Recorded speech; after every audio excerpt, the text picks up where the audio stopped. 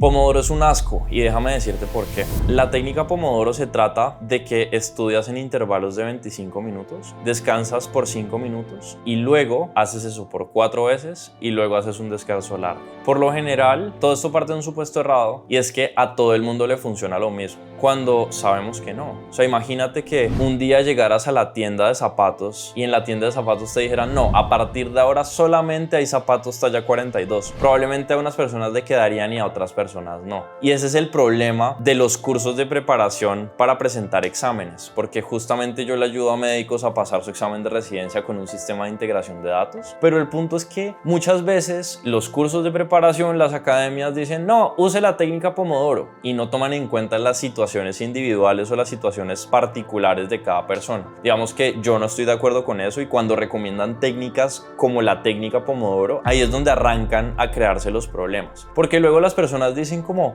pero si se supone que la técnica Pomodoro le funciona a X persona que conozco, ¿por qué no me funciona a mí? ¿No se supone que me debería funcionar a mí también? Y entonces empiezan a echar la culpa cuando en realidad la culpa no la tienen ellos, sino su estrategia. Hay dos puntos en los cuales me gustaría ponerme un poco técnico, que se refieren a el estado de flow versus el estado de práctica deliberada. Ambas corrientes, digamos que chocan un poco y las voy a explicar justamente para que hablemos acerca de la solución, de qué es lo que hay que hacer en vez de usar la técnica Pomodoro para justamente concentrarnos de la mejor manera posible al momento de estudiar. El estado de flow pues fue un estado descrito por un ruso de apellido Csikszentmihalyi. Espero que lo haya pronunciado bien, Csikszentmihalyi. Y básicamente lo que dice este profesor ruso es que el estado de flow es un estado en el cual las cosas fluyen y el nivel de dificultad de la tarea como tal está, digamos, muy acorde con las habilidades que tenemos. Es una intersección entre el nivel de habilidades y la dificultad, pues lo que uno querría sería maximizar ese momento, maximizar la cantidad de tiempo en la cual uno fluye.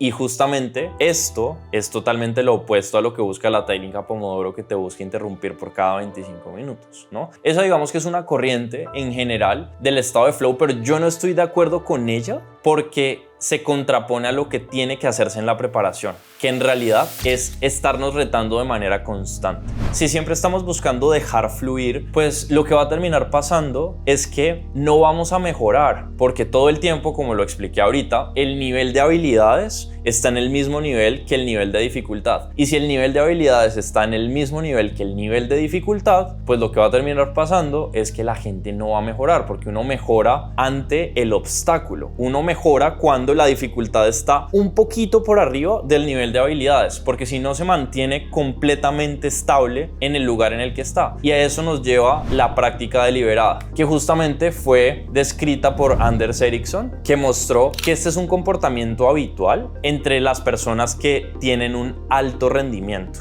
De hecho, yo tengo un podcast hablando con Pablo Jacobsen, que es coach de alto rendimiento, en el que fuimos muy a detalle en esto. Pueden buscarlo en Spotify si quieren. Pero el punto acá es que la práctica deliberada justamente busca eso, que nos retemos un poco más o con una dificultad un poco mayor que nuestro nivel de habilidades. ¿Va a costar trabajo? Sí. Pero ese es el punto, que cueste trabajo en la preparación para que en el examen no cueste trabajo. Porque si lo haces al revés, tú puedes disfrutar la preparación, sonreír, saltar, bailar y luego sufrir el día del examen. Yo les digo a mis estudiantes, oigan, yo no sé ustedes qué prefieren, pero yo prefiero que ustedes les cueste trabajo la preparación, pero que en el examen estén tranquilos. Y por lo general, cuando mis estudiantes presentan un examen, suele pasar que ellos ya están tranquilos en el examen, cosa que no pasaba antes, porque se retan tanto en la preparación que ya en el examen están muy habituados. Y por eso es que personas como Sebastián pasan a radiología en la Universidad de Antioquia en su primer intento. Además, hay otro punto adicional en contra de la técnica Pomodoro, y es que la gente suele cometer el error de distraerse en los descansos. Y como la técnica Pomodoro te hace descansar cada 25 minutos, los 5 minutos que tienes entre Pomodoro y Pomodoro no son en realidad, o no terminan siendo en realidad 5 minutos, sino que terminan siendo 10, 15, 20,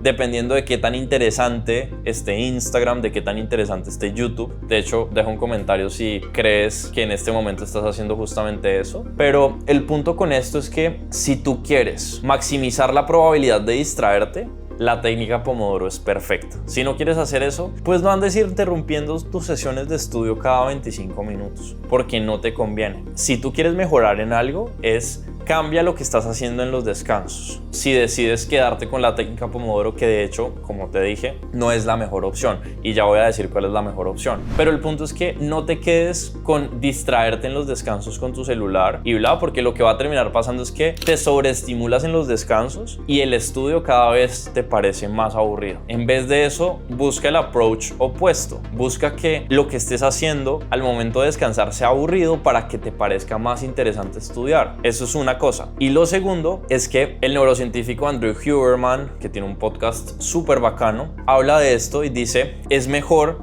hacer ya sea actividad física en los descansos o hacer actividades de mindfulness como la meditación. Pero luego, si tienes que escoger entre las dos cosas, se ha mostrado que la actividad física es mejor que hacer actividades como la meditación en los descansos. A mí, ¿qué me gustaba hacer cuando yo estudiaba muchísimo tiempo seguido? A mí me gustaba, como tenía que hacer, no sé, aseo en mi casa y bla, entonces estudiaba. En los descansos aprovechaba para prepararme mi desayuno, entonces en un descanso me preparaba el desayuno, luego estudiaba, después en el siguiente descanso lo que hacía era justamente comer lo que había preparado antes, luego estudiaba, en el siguiente descanso lavaba la loza, en el siguiente descanso entonces, bueno, estudiaba y en el siguiente descanso me ponía, por ejemplo, a barrer. Y si bien haces una actividad física muy leve, te estás moviendo, estás haciendo algo que no es tan estimulante para ti y que cuando se acabe el tiempo de descanso te permite enfocarte de nuevo en lo que tienes que estudiar sin estar sobreestimulado. Y antes de contarte qué hacer en vez de usar la técnica Pomodoro, sí es importante que tomes en cuenta algo que tiene a favor, y es que te permite utilizar deadlines muy ambiciosos, o esa es, digamos, la manera correcta de usar la técnica Pomodoro si la quieres usar. Usar deadlines muy ambiciosos o tener deadlines muy ambiciosos para lograr más de lo que en realidad podrías. De hecho, esto era algo que usaba uno de los expresidentes de Estados Unidos de hace mucho tiempo en el siglo XIX, Teddy Roosevelt, que a pesar de que no estudiaba casi nada, comparado con sus compañeros, sacaba unas notas sobresalientes. Lo que él hacía era que definía metas muy ambiciosas para cada sesión de estudio, y entonces en un tiempo corto eso le permitía como usar al máximo su cerebro para avanzar lo más posible, y eso era algo que yo también usaba cuando estaba estudiando. Yo recuerdo un día que tenía que leer como casi 300 páginas, si no recuerdo mal, en un solo día, y estudiarlas todas, recordarlas todas, porque pues tenía examen al día siguiente, y lo logré hacer porque cada hora